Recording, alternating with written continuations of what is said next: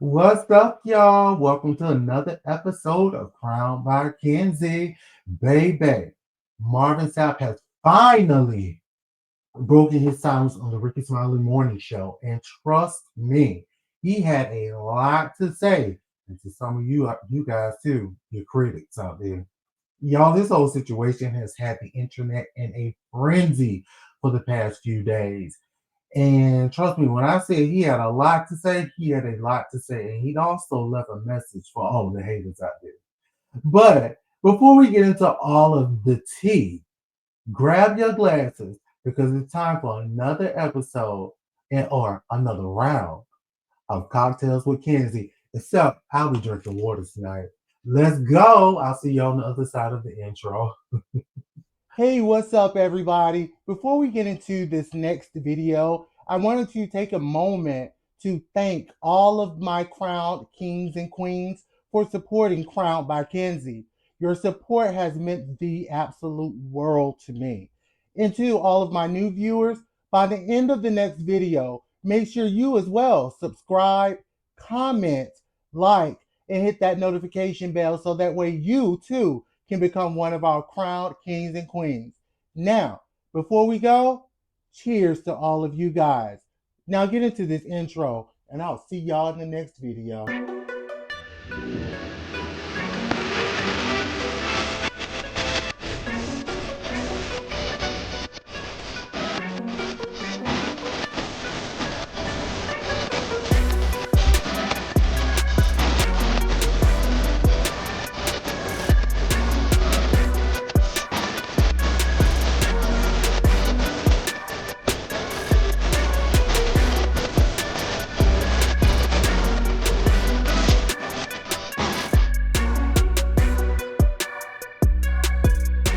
Okay, so if you've been living under a rock, let me catch you up real quick, okay? A video surfaced, if you're not familiar, a few days ago. Gospel singer, pastor, whatever you want to call him, Marvin Sapp, never could I make it, in the pulpit, encouraging the congregation to give money and food. Social media had a field day with this one. Some folks were defending him while others were like, hold up now. Why are pastors always asking for coins? And just when we thought he was going to stay silent, y'all tripping. Marvin Sapp pulled right on up to the Rickey Smiley show. So, without further ado, let's get into it. And y'all listen to what he had to say. People have created a narrative that is absolutely not true. Number one, the narrative was created, excuse me, that I raised money at my church, that I kept the people at my church hostage until I raised $40,000 for me. That's the narrative that has been shared, that I locked folks up in my church, that, I made them give $40,000 and I wouldn't allow them to leave until they gave it to me. And to be honest with you, that is absolutely false. Yeah. Number one, that offering was taken last year. This was a service that happened last August. Number two, it didn't happen in my local church. It actually happened at a national organization's international meeting where churches from all over the country, all over the world came together for the purpose of celebrating the Lord and Savior Jesus Christ. People took issue with me saying shut the doors. Understand, I never said lock the doors. Yeah. I said shut the doors. Shutting doors mean that people still have the ability to go in and out. They've taken issue with my tone, and I can honestly say, looking at the video, maybe I was a little more assertive than I should have been. And I can apologize for that. I can apologize for that. But three things I need to make sure that people understood. Number one, the $40,000, if it was $40,000 that was raised, was never given to me. That money was raised for the purpose of taking care of the budget for their conference, not Marvin Sapp. Number two, it didn't happen at my church. It happened in Baltimore. Number three, people take issue with me being firm with the ushers. Anybody that goes to church, ushers one-on-one, that's the first thing they teach you as being an usher, is that there are 3 times you don't walk. You don't walk during the altar call. You don't walk during prayer. You don't walk during the offering. One of the reasons being is because of the sacredness of the moment. But it's also about security. As a pastor, that churches are being robbed at gunpoint. It's happening all over the country. This is not something I'm making up. This is factual. So if you got 5,000 people in a room, you want the doors closed. You don't want the doors locked. I couldn't get them locked anyway. It's a convention center. But the doors needed to be closed, and there was a lot of pandemonium stuff that was going on out there. But I wanted to share that first. But that ain't even the reason why I'm here. Here's the reason why I'm here. The reason why I'm here is because what has happened is people have taken clickbait and made something out of it that it isn't. And because of that, my church has been getting phone calls. People have called my church and cussed me out. My staff are afraid because I've received death threats over $20 and shut the door. People have come to our campus. They have come to my church to try to cause problems, issues, challenges. And again, my children, I don't look at comments. We was talking about this. I don't read comments. When you got millions of followers, you ain't got time to be reading all the comments. You just don't have it. Right. My children do. And they are afraid. And the reason being is because I'm their only parent. I'm a widower. They're afraid for my safety. So now we've had to update and increase security and all the things I've never had to do before because of the vitriol and the anger that people have shown, the things that they've said in my thread and stuff. And all of this is because of a misunderstanding. And I'm not blaming people. Let me be clear. I'm not blaming anybody because of their misunderstanding. I'm just saying in all you're getting, get an understanding. And if I'm sharing with you that the $40,000 that I was trying to raise, and again, I don't know if the organization got 40, 10, 20, any of it. I don't know. I'm hoping that I actually raised more money so that I can help the organization that has been such a great support to me. He ain't blaming y'all, but in all you're getting, make sure you don't forget to get an understanding. Y'all heard what he had to say. Not death threats. The church people doing that, y'all, they're outraged because the reality of the situation is it ain't the people of the world that's calling him making death threats. They could care less. They ain't probably even worried about any church happenings. But it's the church folks sending death threats? Oh, wow. That's serious. But, hey, Marvin had a point there. But I want y'all to continue listening because he was not done with y'all ass just yet. I pastored 16 years in the city of Grand Rapids, Michigan. I founded my church. I pastored 16 years. We had a great church. Still have a great church there. 16 years of pastoring, I never got paid a dime. That's a fact.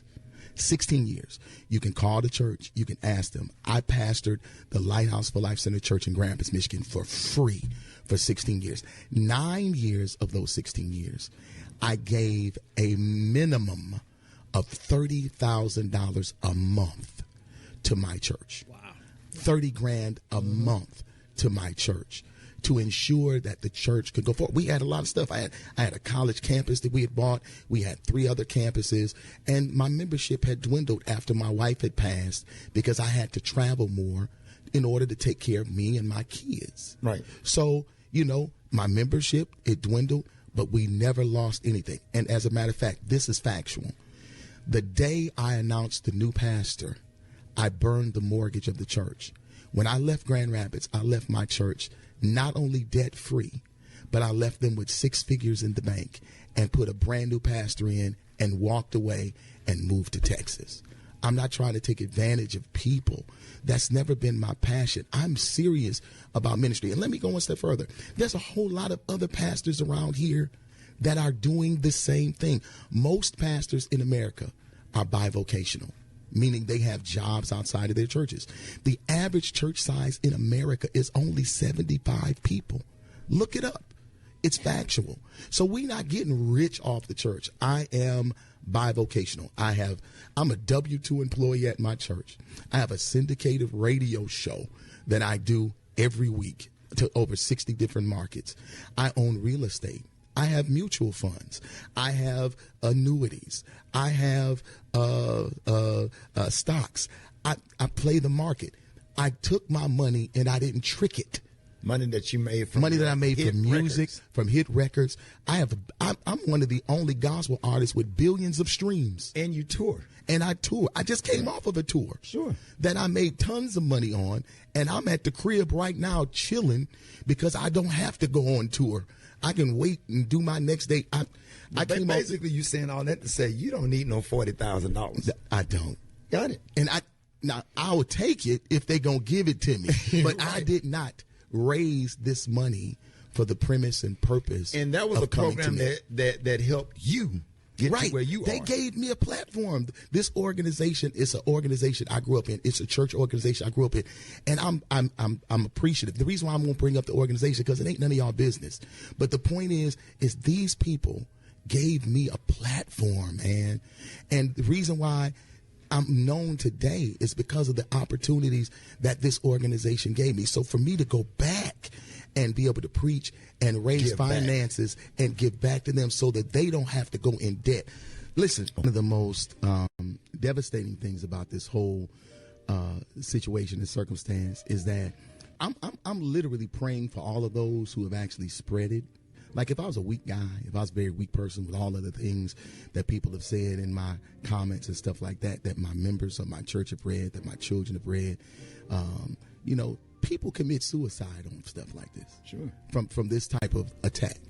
And I know for a fact that there are some individuals that really don't have a clear understanding of the systems of the church. But then I know that there are some individuals that are listening even as I speak that have been church hurt.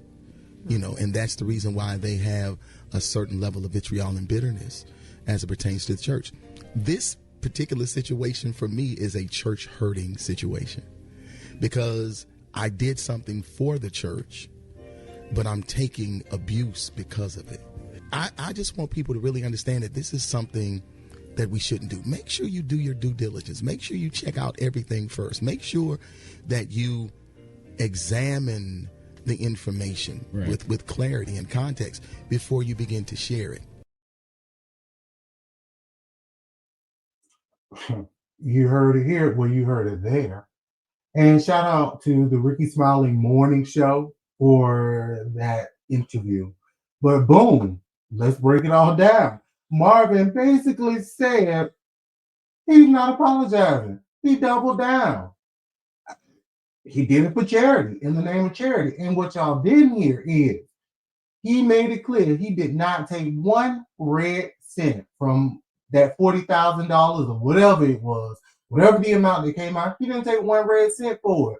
But before he left, he had to go ahead and pop his ish and let y'all know it ain't tricky. He ain't tricking his money. But it ain't tricking if you got it.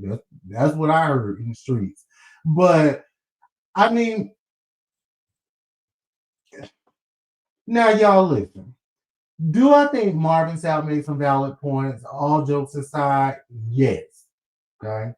But do I also understand why people side-eye pastors or him in this situation when it comes to money or when money is involved? Absolutely. I'm a church member myself, well, online. But I do not like, and I feel very uncomfortable whenever I experience something like that. I don't care if it was $20 per person or however you put it. You never know what somebody else's pockets is looking like. And so to put a monetary amount of how much a person should tithe, it makes me very uncomfortable. Let me give what I'm going to give.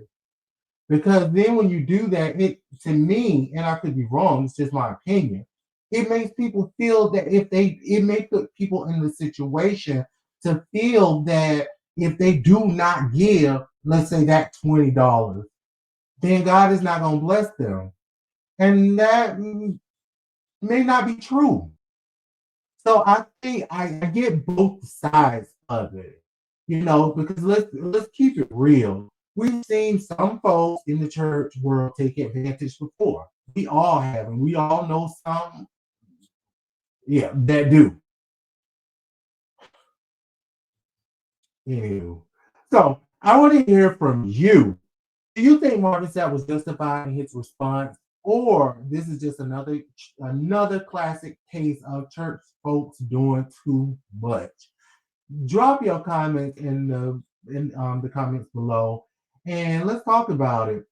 I want to encourage you guys, make sure if you like this video and you love juicy celebrity commentary, make sure you subscribe to Crown by Kenzie and Cocktails with Kenzie on Friday, so you never miss the tea. Because remember, guys, I'm going to start going live every Friday night. I don't have a time now, but if you're subscribed and you hit that notification bell, you won't miss it. All right. All right, cocktail crew. That's it for today's sip. I'm about to take my ass to bed because tonight is Monday and I do have work in the morning. If you haven't already, again, hit that subscribe button and turn on the notifications so you never miss a drop. Until next time, keep it cute in the comments. Bye. What my things at? Bye, y'all.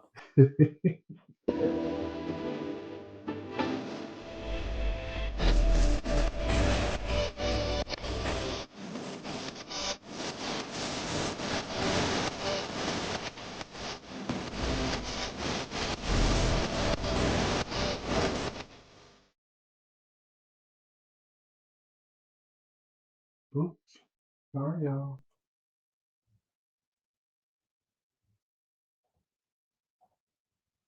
I